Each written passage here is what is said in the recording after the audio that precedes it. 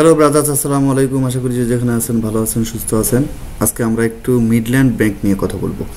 Midland ব্যাংকে আমরা দেখতে পেয়েছি বেশ ভালো একটা আপ ট্রেন্ড গত বছর এপ্রিল মাস থেকে শুরু করে প্রায় এই বছর জানুয়ারি মাসের মাঝামাঝি পর্যন্ত বেশ ভালো একটা ট্রেন্ড কিন্তু আমরা পেয়েছি। তো এই ট্রেন্ডটা আসলে কন্টিনিউ করবে এই আশা করি, কিন্তু আমরা এখানে অনেকেই বিনিয়োগ করেছি এবং পরবর্তীতে ঠিক সময়ে এখান থেকে আমরা এক্সিট নিতে পারিনি। তো এরকম অনেক বিনিয়োগকারী ভাইদের কাছে কিছু শেয়ার রয়ে গেছে। তারা অনেকেই আমার কাছে জানতে চেয়েছেন যে আমাদের নেক্সট পরিকল্পনা কি হওয়া উচিত বা এই শেয়ারটার ভবিষ্যৎ কীরকম হওয়া উচিত। তো আমরা যে ট্রেন্ডটা আসলে স্ট্রং একটা ট্রেন্ড দেখতে পেয়েছিলাম লাস্ট জানুয়ারি পর্যন্ত আমরা দেখতে পেয়েছি, জানুয়ারির মাঝামাঝি পর্যন্ত যে ট্রেন্ডটা আমরা দেখতে পেয়েছি সেটা কিন্তু এইবার জানুয়ারির মাঝামাঝি সময়ের পর থেকে বেশ ভালো বড়সড় একটা ফল কিন্তু আমরা দেখতে পেয়েছি।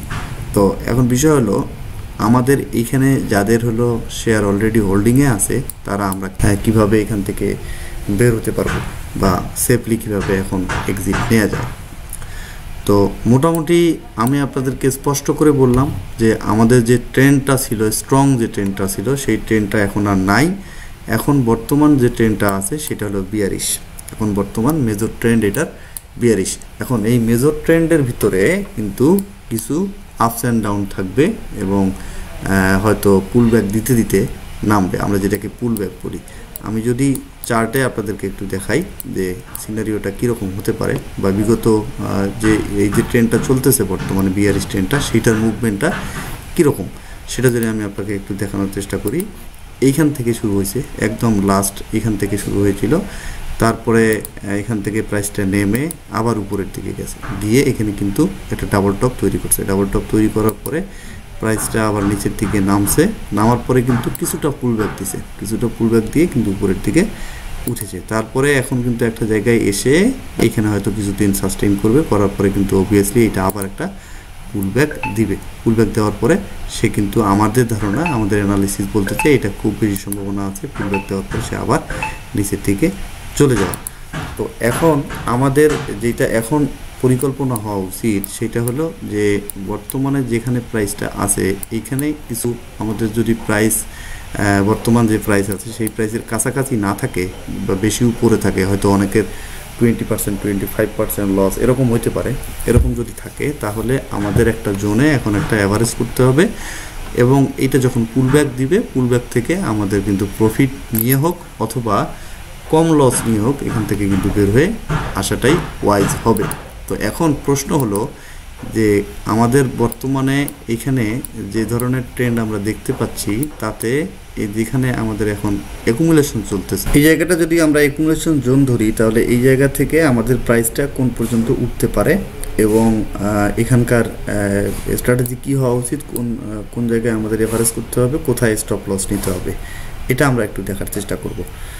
তো আমাদের লাস্ট যে ট্রেন্ডটা, আমাদের লাস্ট যে এই যে এখানে যে ওয়েবটা, এই ওয়েবটা যদি আমরা একটু খেয়াল করি, এখানে যদি আমরা ফিবোনাচি রিট্রেসমেন্টের মাধ্যমে যদি দেখার চেষ্টা করি যে কী পরিমাণ এখানে পুল ব্যাক হয়েছিল সেটা যদি আমরা দেখার চেষ্টা করি, এই যে এখান থেকে শুরু করে আমরা এইখানে কানেক্ট করলাম, তখন আপনারা দেখতে পাচ্ছেন জাস্ট এখানে একটা 0.5-এর যে লাইনটা ফিবোনাচি রিট্রেসমেন্টের 0.5-এর লাইনটাকে কিন্তু টাচ করে প্রাইস কিন্তু আবার ফল করছে। আইডিয়াল ট্রেন্ড যেটা সেটা আমরা 0.5 থেকে 0.618-এর যে লাইনটা ফিবোনাচি রিট্রেসমেন্টের, এখানে কিন্তু আমরা পুল ব্যাক করে তারপরে নিচে আবার চলে যাওয়ার সম্ভাবনা খুব বেশি থাকে।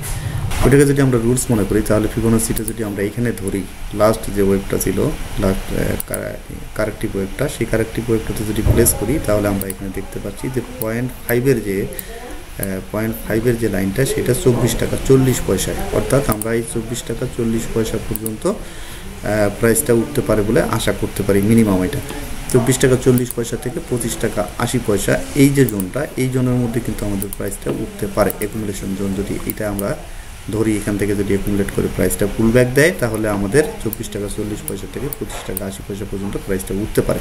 তো 25 টাকা 80 পয়সা যেহেতু এখানে বর্তমানে আমরা একটু রিস্কি জোনে আছি বা আমাদের এখানে ট্রেডটা তুলনামূলকভাবে একটু রিস্কি হবে, সেই কারণে আমরা আপাতত টার্গেটটা 24 টাকা 40 পয়সা পর্যন্ত ধরতে পারি। তাহলে আমাদের সেফ থাকবো। আমরা 24 টাকা 40 পয়সা পর্যন্ত আমরা টার্গেট রাখতে পারি যে এখান থেকে পুলব্যাক যদি করে 24 টাকা 40 পয়সা পর্যন্ত কিন্তু আমাদের প্রাইসটা যেতে পারে। তো আমরা অ্যাভারেজ করবো কোনটার মধ্যে? এইখানে আমাদের একটা ক্যান্ডেল দেখতে পাচ্ছেন যে গ্রিন ক্যান্ডেল একটা হয়েছিল, এই 19 টাকা 50 পয়সা থেকে শুরু করে 18 টাকা 70 পয়সা পর্যন্ত এখানে আমাদের একটা জোন কিন্তু আমরা দেখতে পাচ্ছি। যে ক্যান্ডেলটা, যে গ্রিন ক্যান্ডেলের টপ এবং বটম একদম সর্বোচ্চ প্রাইস এবং সর্বনিম্ন প্রাইস কানেক্ট করে আমরা একটা বক্স রাখলাম। এইটা হলো আমাদের অ্যাকুমুলেশন জোন। এর ভিতরে যদি প্রাইসটা থাকে তাহলে কিন্তু আমরা বলবো যে এটা একটা বাইং জোনে আছে, আমরা অ্যাভারেজ এখানে করতে পারি। আমাদের অ্যাভারেজটা হওয়া উচিত কতর মধ্যে? 18 টাকা 70 পয়সা থেকে শুরু করে 19 টাকা 50 পয়সা পর্যন্ত এই জোনের মধ্যে যদি আমরা অ্যাভারেজটা করি তাহলে খুব বেশি সম্ভাবনা আছে এইখান থেকে প্রাইসটা আপ করে 24 টাকা 40 পয়সা পর্যন্ত যাওয়ার সম্ভাবনা আছে। তারপরে 24 টাকা 40 পয়সা থেকে সে কিন্তু প্রাইসটা আবার ড্রপ করার সম্ভাবনা খুব বেশি, যেহেতু আমাদের ট্রেন্ডটা মেজর ট্রেন্ড বিয়ারিশ। তো আমরা ধরেই রাখবো যে 24 টাকা 40 পয়সা থেকে 25 টাকা 80 পয়সার যে রেঞ্জটা, এই রেঞ্জের মধ্যে প্রাইসটা ওঠার পরে কিন্তু এটা আবার ফল করবে। তো এইটা যেহেতু আবার ফল করবে বলে আমরা চিন্তা করে রাখছি, সেক্ষেত্রে আমাদের ট্রেডিংয়ের ক্ষেত্রে স্ট্র্যাটেজিটা যেটা হবে, বর্তমান যে প্রাইসটা আছে সেই প্রাইসে অ্যাভারেজ করতে পারেন। অ্যাভারেজ করার পরে এইটা 24 টাকা 40 পয়সার নিচে আপনার হলো বাই প্রাইস নিয়ে আসতে হবে। অ্যাভারেজ প্রাইস যেটা আর কি, এটা 24 টাকা 40 পয়সার নিচে যদি আপনি নিয়ে আসেন তাহলে খুব বেশি সম্ভাবনা আছে যে এখানে অ্যাকুমুলেশন শেষ করে এই প্রাইসটাকে 24 টাকা 40 পয়সাকে হিট করবে। তখন আমরা 24 টাকা 40 পয়সার উপরে ক্যান্ডেল দেখে, প্রাইস অ্যাকশন দেখে কিন্তু আমরা এখান থেকে এক্সিট নিতে পারবো। এখন আপনি যেভাবে প্ল্যান করবেন সেভাবে তো নাও হতে পারে, তাই না? এটা তো ভিন্ন কিছুও হইতে পারে। তখন আমাদের করণীয় কী হবে? আমাদের এখানে লাস্ট যে ক্যান্ডেল, অনেক বড় একটা ক্যান্ডেল দেখতে পাচ্ছেন, সেটার উইকের একদম বটম লাইন যেটা, সেটা কিন্তু 18 টাকা 50 পয়সায়। 18 টাকা 50 পয়সা আমাদের একটা বটম লাইন আমরা ওখানে দেখতে পাচ্ছি। তো 18 টাকা 50 পয়সায় যদি এখানে আমাদের লাস্ট লোয়ার লো থাকে, তাহলে আমরা যেটা করব, এখানে স্টপ লসটা আমরা সেট করব এরকম একটা জায়গায়, জাস্ট ওই ক্যান্ডেলের সর্বনিম্ন যে প্রাইস ছিল সেইটার জাস্ট একটু নিচে, জাস্ট সামান্য নিচে। এটা আমাদের আছে হলো 18 টাকা 50 পয়সা। তো আমরা 18 টাকা 40 পয়সা বা 30 পয়সা আপনার একটা স্টপ লস রেখে দিতে পারেন। এই 18 টাকা 30 পয়সা পর্যন্ত যদি প্রাইস কোনোভাবে নামে তাহলে আপনারা এখানে স্টপ লস নিতে পারেন। তো ভালো থাকবেন সবাই। আর আমাদের টেলিগ্রাম চ্যানেলে যুক্ত হতে চাইলে ইউটিউব চ্যানেলের ডিসক্রিপশন আছে, সেখানে লিঙ্ক দেওয়া আছে, চাইলে টেলিগ্রাম চ্যানেলে যুক্ত হতে পারেন। এখানে আমরা বিভিন্ন ধরনের শেয়ার এবং ইন্ডেক্সের টেকনিক্যাল অ্যানালাইসিস জনিত যে বিষয়গুলো, সেগুলো আলোচনা করে থাকি। আপনারা চাইলে এখানে যুক্ত হয়ে আমাদের সাথে সংযুক্ত থাকতে পারেন।